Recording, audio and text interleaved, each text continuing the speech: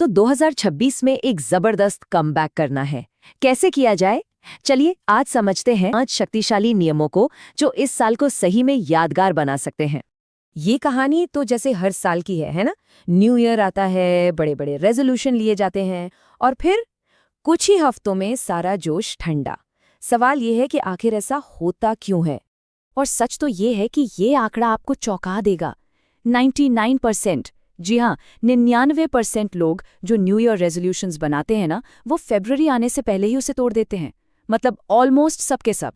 पर क्या हो अगर दिक्कत हमारे गोल्स में नहीं बल्कि उनको पाने के हमारे सिस्टम में हो? आज हम एक ऐसे ही फ्रेमवर्क, ऐसे 5 नियमों को जानने वाले हैं जो इस खेल को पूरी तरह से पलट सकते हैं।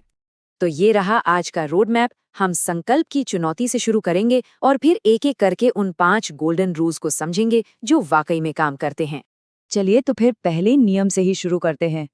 ये रूल मोटिवेशन के पूरे कॉन्सेप्ट को ही उल्टा कर देता है, क्योंकि इसका फोकस रिवॉर्ड पर नहीं बल्कि पेनल्टी पर है।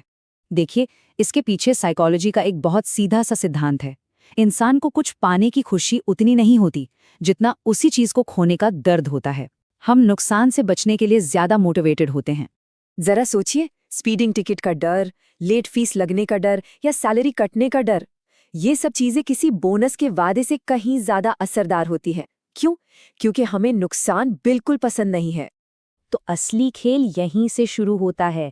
अपने गोल के साथ एक ऐसी पेनल्टी सेट करनी है जो सच में चुभे, मतलब दर्द दे।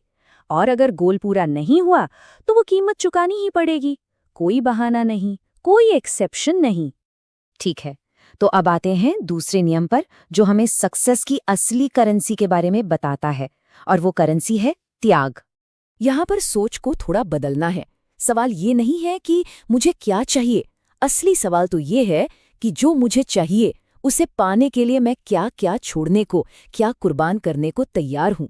ये मिसाल देखिए, सोच के इसी फर्क को बिल्कुल साफ कर देती है।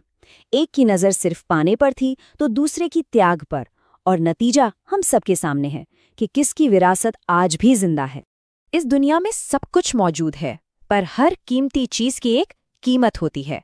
वो कीमत वक्त हो सकता है, आराम हो सकता है, या फिर कड़ी मेहनत। अब बात करते हैं तीसरे नियम की।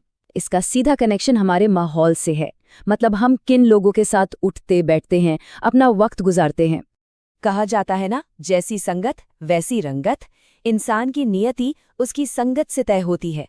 इसका असर इतना गहरा होता है कि विराट कोहली जैसे बड़े स्टार की जिंदगी और सोच भी संगत बदलने से पूरी तरह बदल सकती है। देखिए, सफलता भी वहीं ठहरती है जहां उसे अच्छा माहौल मिले।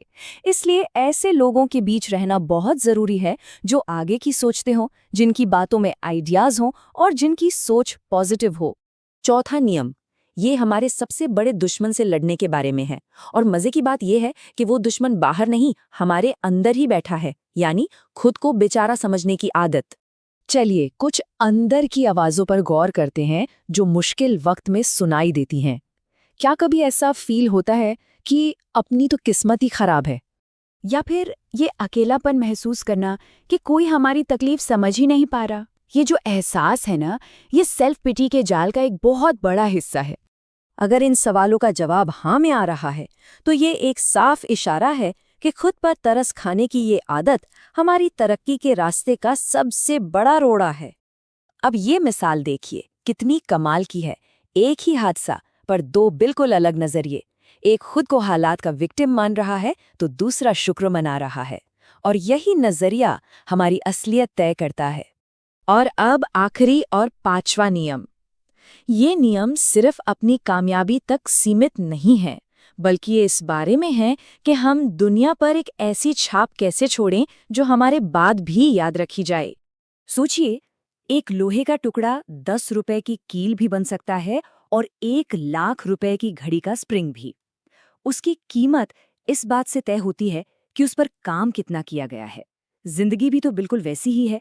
तो निचोड़ ये है कि हमारी जिंदगी आने वाली पीढ़ी के लिए एक खुली किताब बन जाती है। या तो एक मिसाल जिससे वो सीखते हैं, या फिर एक चेतावनी जिससे वो बचते हैं। तो आखिर में सवाल बस यही है कि 2026 के बाद जब पीछे मुड़कर देखेंगे तो जिंदगी की किताब का वो पन्ना कैसा दिखेगा? एक मास्टरपीस या बस यूं ही घसीट कर लिखा हुआ कुछ? फैसला आज ही करना है।